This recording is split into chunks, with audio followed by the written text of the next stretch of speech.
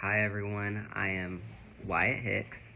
I was sick last week with COVID, so it took me a little while to do the discussion board and to read over all the text and everything, but I'm all good now.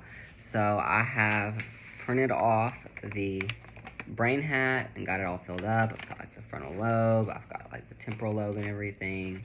And so some of the things that I've learned from the chapter is the brain quickly picks up on phonology, which is the sound structures that create like the words and how similar they are, as well as the differences in phonemes, which are the smallest, like they're very small differences in words. So things like bike and like, or good and hood would be very different words, but they can sound very similar. So on how the brain is like able to automatically, I guess, pick up on that they are different words.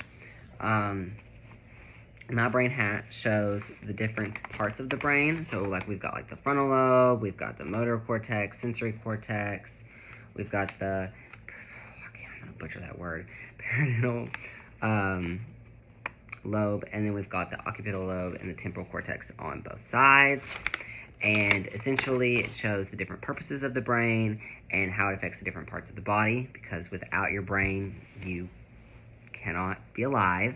So the brain roughly weighs 3 pounds. It's encapsulated in your skull, and it does many different things for your body to keep it alive. It has your breathing, your heart rate, your temperature, what else do I have? Your thinking, your emotions, everything that you need to run your body. Your brain is like the main source, But yeah, the brain has different purposes, and different areas of it have different purposes. The frontal lobe is where a lot of your decision making and emotions occur. The back side of the brain is where your occupational lobe is, which is where your eyes, they're able to visually process what's going on and everything. But yeah, the brain is an interesting space. So yeah, a lot of the decision making and everything that happens up at the front, as well as like your creativity and maybe if you get agitated and things like that.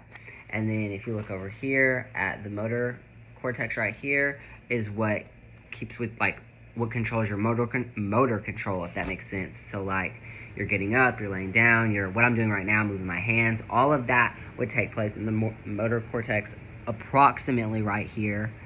But yeah, the brain, very interesting. So these are some things that I learned from the chapter.